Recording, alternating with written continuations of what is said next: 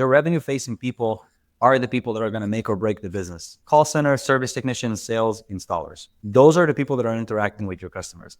Those are the people that are controlling your main KPIs.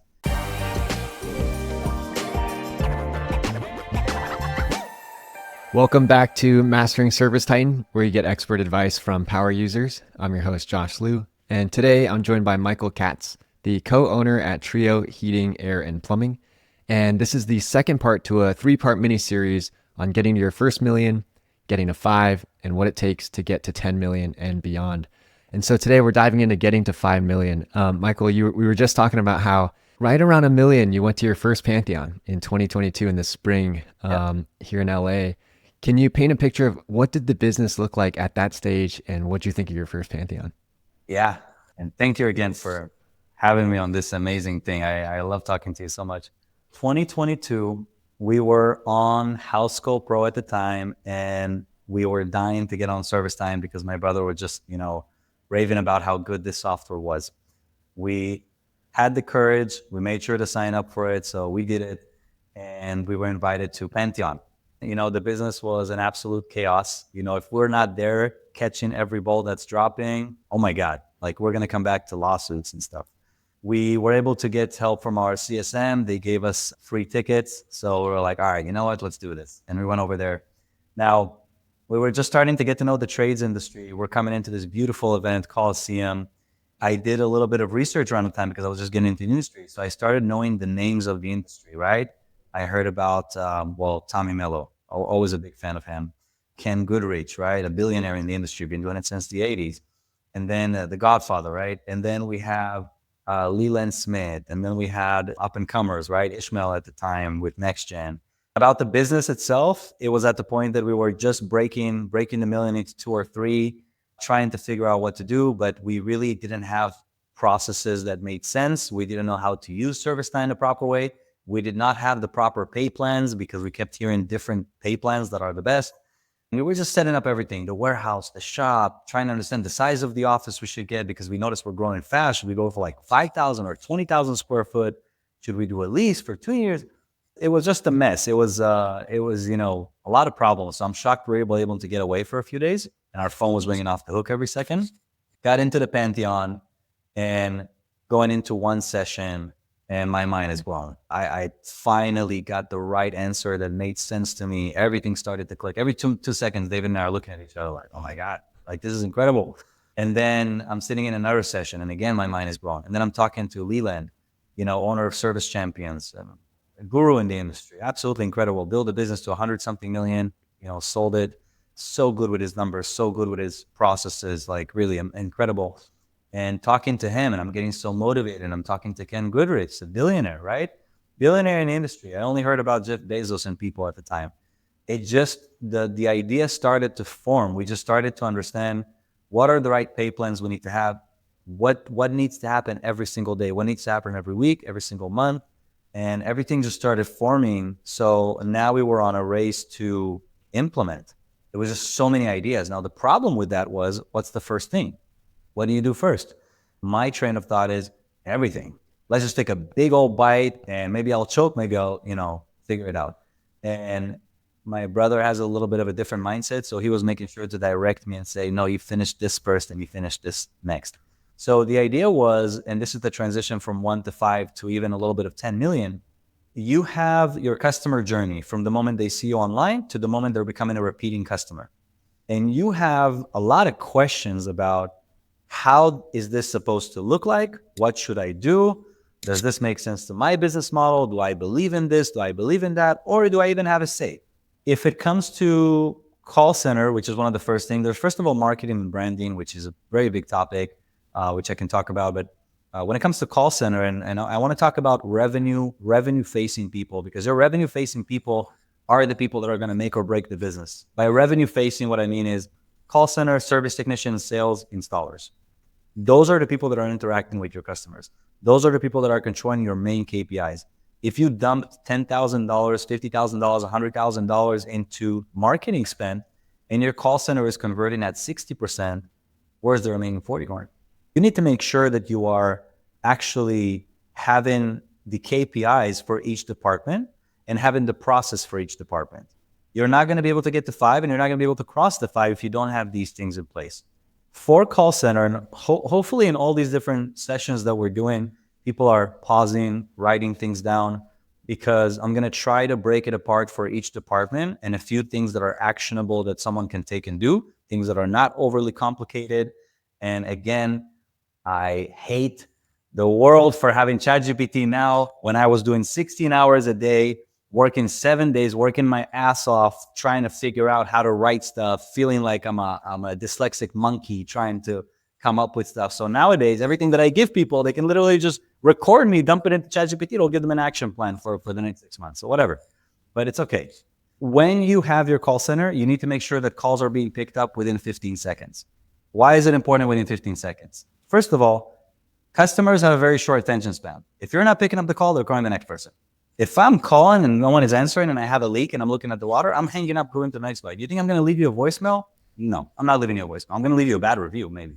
You got to make sure your call center is picking up in 15 seconds. In addition to that, there's also a lot of AI and Google automation. So you got to understand that Google wants to make sure, which is the biggest source. Google is the behemoth, right? Like you've got to make sure to have Google operating as Google wants you to operate. Google wants to give their customers quick responses. Google wants data. Google wants to make sure that you're not playing with the system or with the customer. So if one company is 60 seconds to pick up the phone or 3 minutes to pick up the phone, another company is 15 seconds, right? 1-5.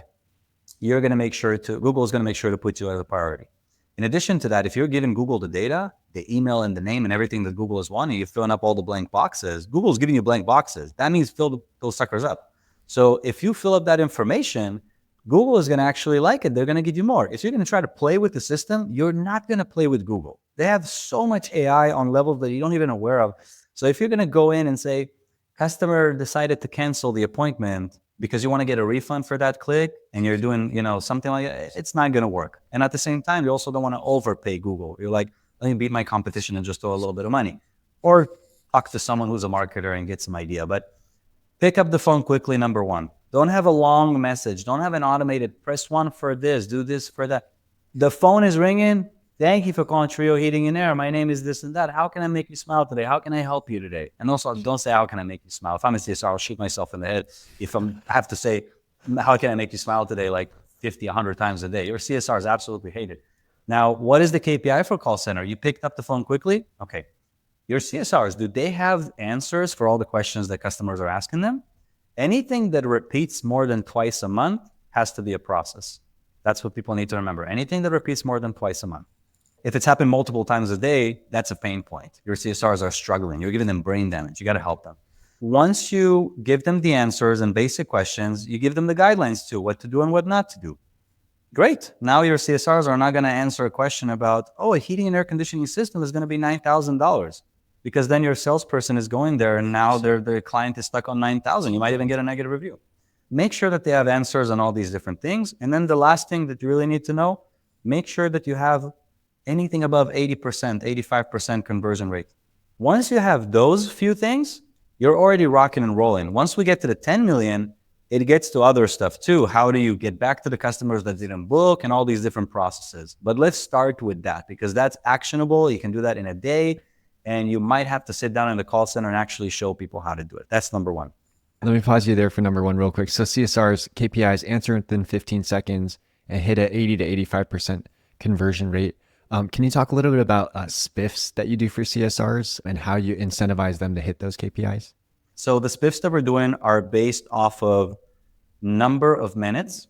So average number of minutes. I don't want my CSRs to be on the phone for more than 5 or 6 minutes at a time because it's just a little bit too long. We don't need to know everything about their grandkids and who's going to school in summer.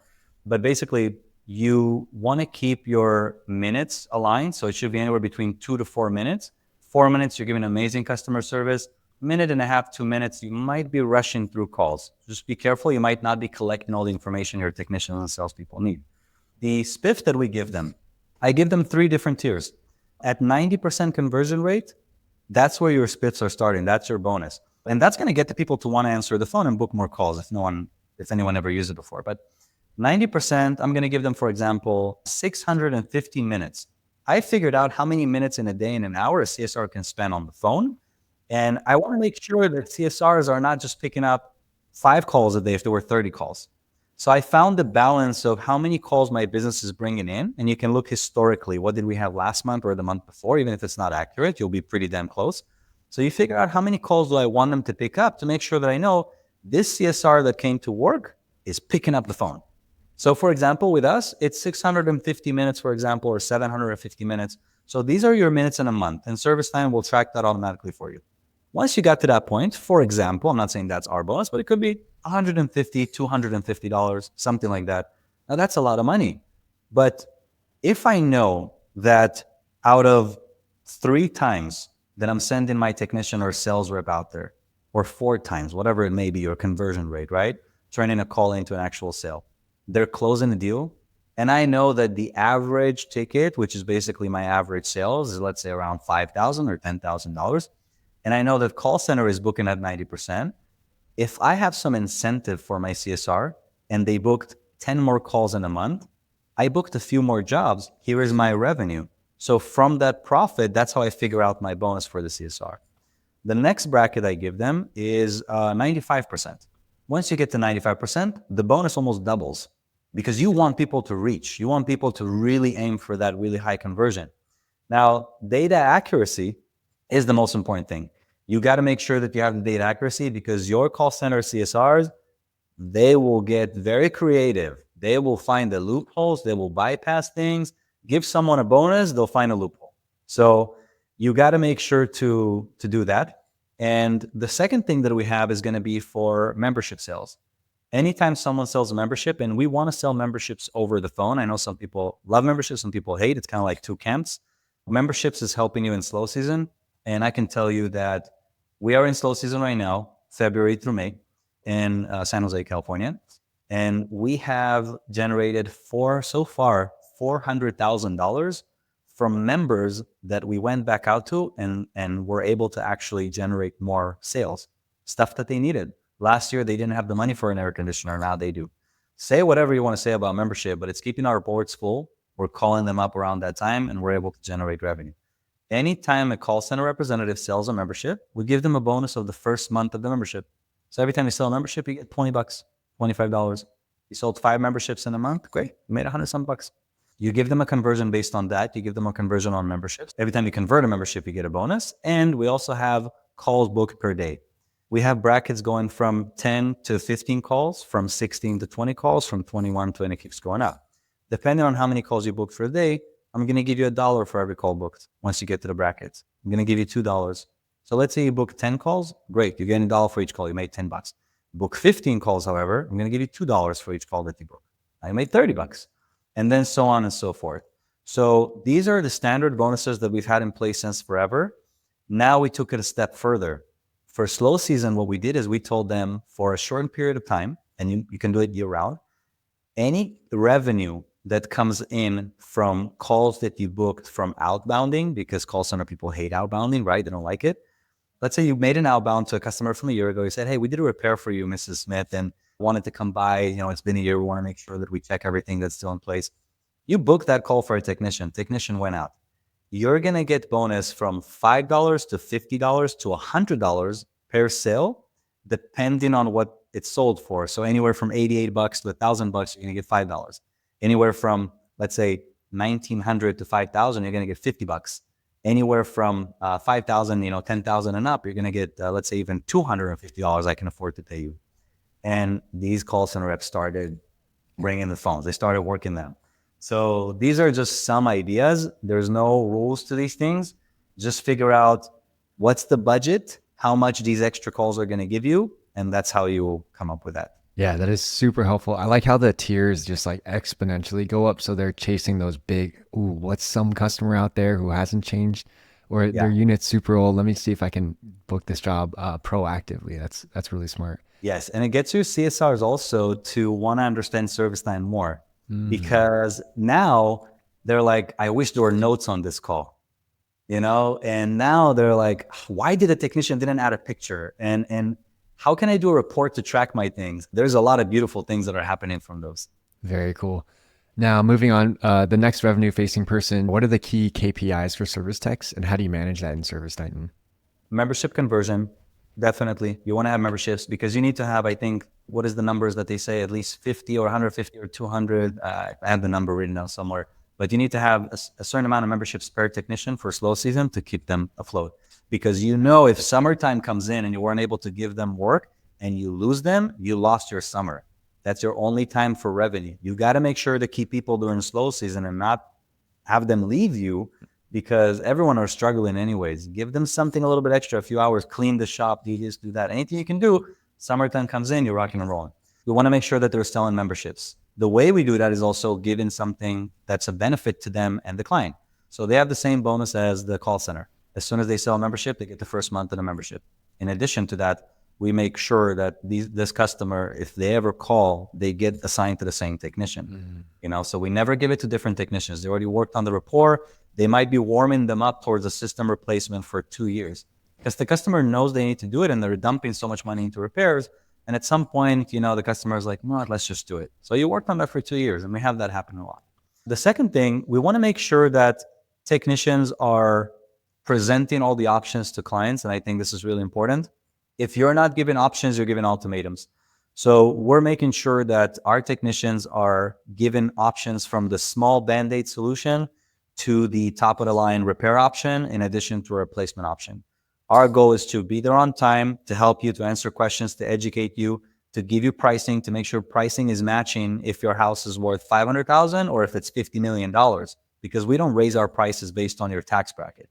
So we want to make sure that we're actually charging the same, giving you all the options, and move out of your way. Let the customer make the educated decision.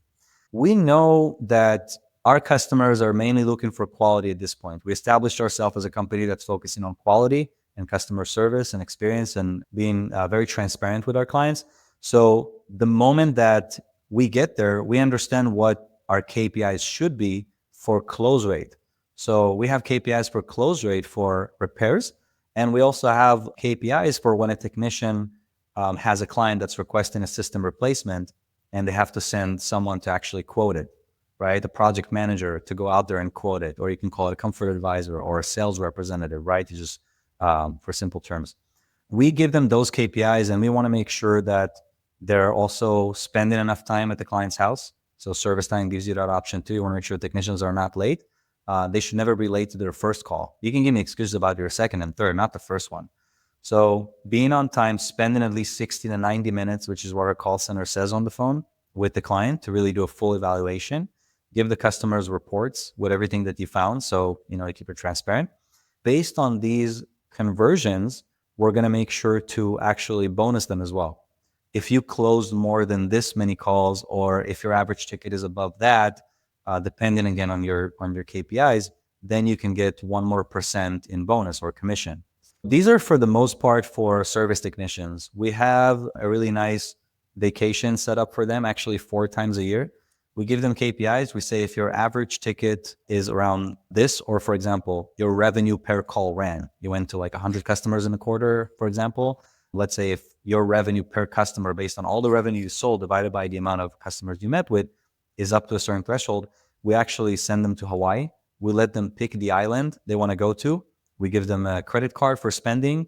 It's for 2 people, and we give them, it's like 3 or 4 nights. And again, they choose the island, they choose where they want to go. We book the flights, we book the hotel. This is like a quarterly competition we do. We have the memberships for them. They make commission off of repairs. They also make commission off of sold, jobs by sales representatives that were there if that was the situation. And yeah, they have additional bonuses if they reach a certain amount of KPIs, as well as obviously reviews. We pay $25 to $50 per review that you're getting. That's always happening. Happy customer photo, $5. Selfie with the customer, both of you smiling, goes on the website. So these are typical KPIs we'll have for them. Dang, that's awesome. It sounds like such a joy to work at Trio as a technician. That's amazing. Yeah. No one pays more than Trio. Trust me, no one pays. I've never had a technician sit here and show me a pay plan that's better than ours. Amazing. How about moving on to the salesperson or the comfort advisor? What are the key KPIs there and what are your incentives look like? They're very similar to service technicians. They have only one KPI really, which is conversion. We want to make sure that your conversion is where it needs to be. Standard for industry in heating and air conditioning would be if you go to what's called a marketed lead, meaning customers shopping around on Yelp or Google and asking quotes from 2 or 5 different companies. That's a marketed lead. Typically, you're supposed to be anywhere between the 20% to 30 something percent. If your company has a really strong brand, you're dominating the industry, you've been around for a very long time, it should be even higher than that because there's a proof of concept there. So customers, would lean more towards going with you. So anywhere between those. Now, if you have something that's called a TGL in ServiceTitan, tech generated lead, or as they call it in the industry, a tech turn or flip or whatever you want to call that, a handover. Basically, this is a situation where a technician, gave the customer the options for repair, and the customer said, actually, let's pause here. I don't want to do any more repairs. I already spent too much money on this. Let me see if you can give me a quote for a system. So they move it over to a sales rep. Typically, those ones should close anywhere between 35% to 50 some percent. You're not competing with other companies, right? It's a little bit of a different atmosphere. For that, based on conversion, they have the same Hawaii incentive also. We have it for install, sales, and service. So everyone can win it. Those are pretty much it. They'll get the same thing for membership sales. So they'll get the same bonus, but that's mainly for them, just conversion. And then last but not least, installers.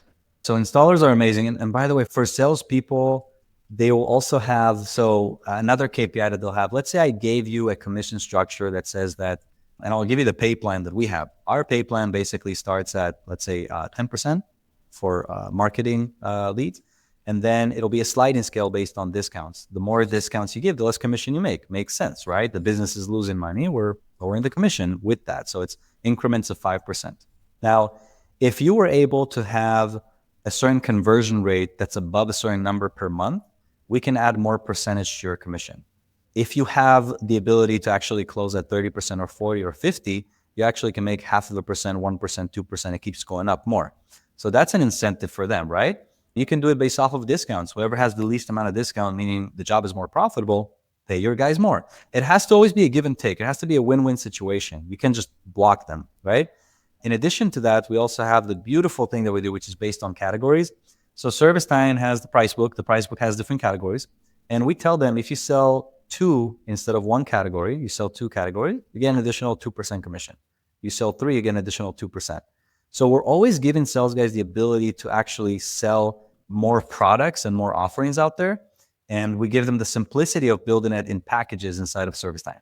Installers, moving on to them, my favorite department, the department that we were able to break any industry standard. We went from 1 year from 1 install crew to 4, from 4 to 8. We're able to keep that consistent. And then the next year from 8 to 12.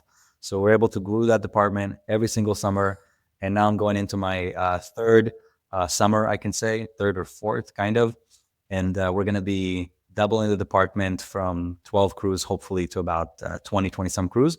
A lot of the times people incentivize and spiff them based off of, and by the way, all of these spiffs and everything works for 1 million, 5 million, 10 million, 20, 100. It works for any size company because you got to give your people more to do more. You can't just, push them to do more. So incentives for installers are going to be based off of how much revenue was brought into the business, meaning how fast are you working or how much are you maybe dragging your feet at the job, milking the clock, right? We have, unfortunately, those situations happen. And it's backed by quality of work. A lot of my competitors, they incentivize their employees to work really fast. And there's a saying in some of these companies that as long as the system is up and running, that's all we care about. Charge the customer. That's not the belief that we have at Trio. We stand behind our quality of work, so we're proud of that.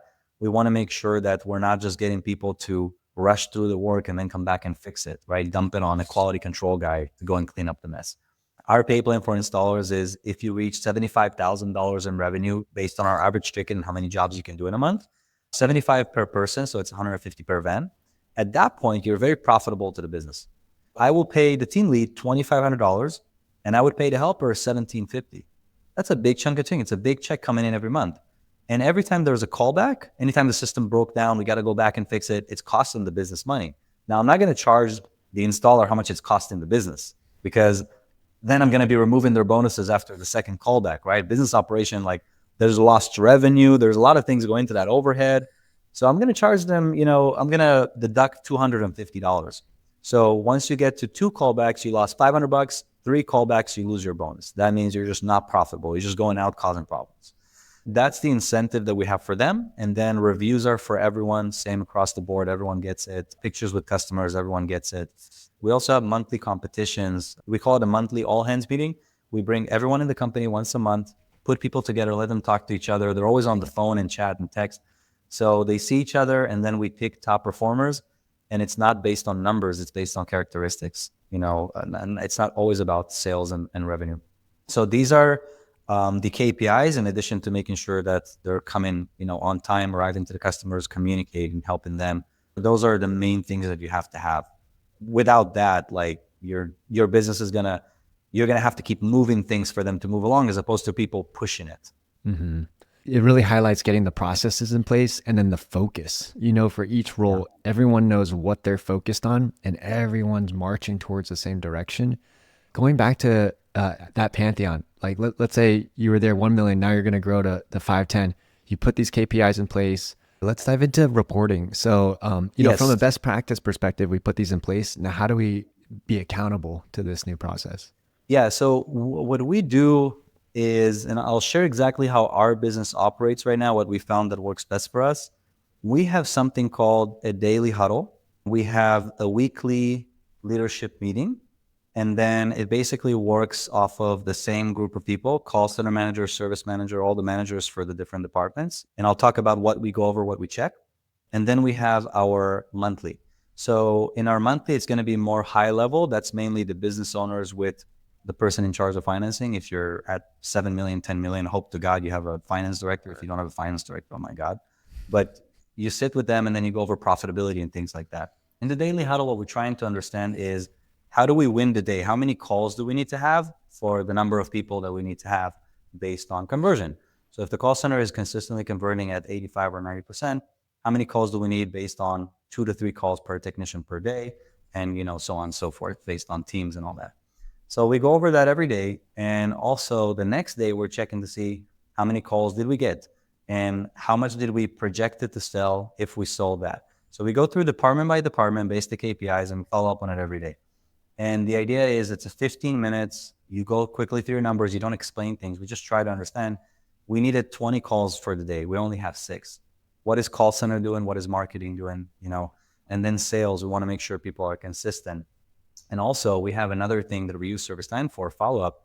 Things that were sold, but we didn't actually, we want to make sure, what's the number? We have 150 or 250,000 sitting in the pipeline. We got to make sure there's a movement. So there's a guy presenting it and the number has to go down every day.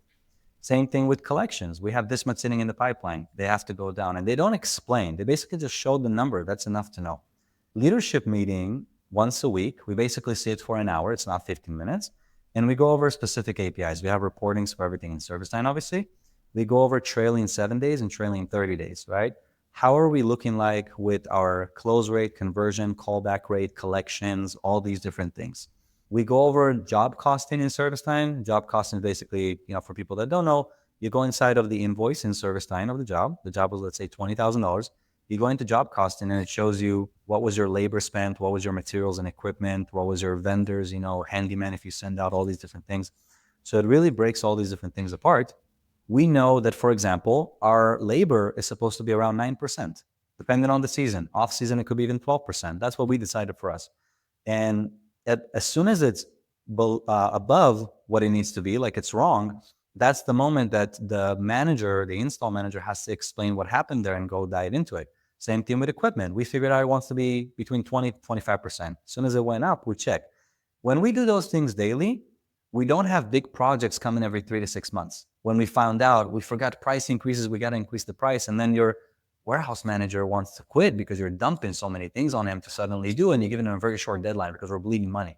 So we go through these things every day. It's chewable bites and it's small actions. If it's within once a month or once every quarter and you drop a bomb on someone, sometimes they don't know how to fix it. If I go to the install manager and I basically tell them, listen, your labor rate is at 25%, 30%. What the hell are you doing? Sometimes it could be really scary for a person to even know where to start from. But if we're going over it every day and every week and we're saying, listen, you're trending up, it's not looking good, he can implement stuff and slowly drag it down. So it's not a pointing fingers meeting. It's about these different KPIs. From the daily thing that we do for that, we have the monthly. The monthly meeting is mainly finance, a COO, CEO, CFO, these type of managers, sitting. It's not all managers from call center, for example, they don't have to see it. And we go over profitability of the business. What was our budget? Did we hit our budget? And we want to make sure that we're profitable. And at that moment, these KPIs from ServiceTitan tell us our equipment, our sales, our conversion, and we know exactly what the business needs to focus on. Is that monthly meeting kind of like you're going to figure out how to SWAT team, like what's the biggest issue now for the next month and how to tackle those things, just to highlight those? Or? You can come up with, you can choose your projects, right? You can decide, call center is what we need to focus on, or this is what we need to focus on. But when you have KPIs for your business, and these are not options, there are something in business that are a must, like paying people on time. Labor rate, expense rate, marketing, percentage, all these different things are things that you have to basically, you have to know. So at that point, we figure out what's the next thing to focus on, what's the most important thing. And other projects are going to have to hit the back burner because these things are going up to the front of the line. It sounds like the biggest difference here getting to 5 million versus the last episode getting to 1 million is at 5 million. It sounds like you got to obsess about your numbers, know which ones to focus on and which ones are important, and then implement the process and accountability to keep those numbers where you want them. With 5 million, you have to have the basics. You have to have the most basics in place, meaning, the scripts, process, training, all these different things. You don't have to reinvent the wheel, like we said. You have to have KPIs to understand this is the standard of my company. This is where I want to keep them. Now, if you remember, into 1 million, you need to have your core values and all these different things. At 5 million, afterwards, you need to make sure that you're following up on these numbers and you have all of your incentives in place. An additional layer to that, to add to that cake, is going to be for the org chart. You need to have your organizational chart too. People need to know whether if it's on a wall or a file that you can share with people as your business is growing, who is reporting to who. Because a lot of times what happens is the 5 or 10 different people are rehashing the same topic because they don't know where to communicate and all that. So you need to have a proper org chart in place to share with your employees. And you need to also have at this point the task management system, because a lot of things are going to come up and you don't want to work with papers. You have to have a management system. For example, for us, we use Google Chat, anything Google. So Google Drive, Google Chat, Google Voice. That's the software that we found to work best for us. Some people work with Slack. Some people work with a lot of different things. ServiceTitan actually has features for task management as well. Those are the org chart, your task management. And then you move over to the next thing, which is going to be, okay, I decided I want to grow. I want to go to 10 million. I want to go to 20 million. I'm aiming high. I don't want to have a work-life balance. I want to be crazy. And at that point, you basically go into recruiting, because at that point, you are not going to spend time finding someone who has a spark in their eyes and train them and mentor them and make them the best sales guy in the country. No, you get a guy that's already there, you recruit them. So at that point, you're getting into that step, and that's your 10 and enough. Awesome. Great sneak preview for the next episode of getting to 10 million and beyond. But what a great way to end it. Thank you so much for covering that and being so transparent with everything. You're like giving away all your secrets, which is amazing. Yeah, so. and any person, by the way, can reach out to me on LinkedIn, on Instagram. Come for a shop tour. We don't charge for these things. We help out. When I train someone, I learn. So I meet with a lot of different business owners, and we always talk and share secrets. And we'd love to help anyone, because I really want to save people time. I don't want people to not see their kids, not see their significant other, go through situations. I lost a lot on the way, right? And I spent time at the hospital too. Like, I really pushed myself to a burnout. So I want to make sure that people are not going through it. And those things are, it's a playbook that you just have to follow. So I'll give you the playbook.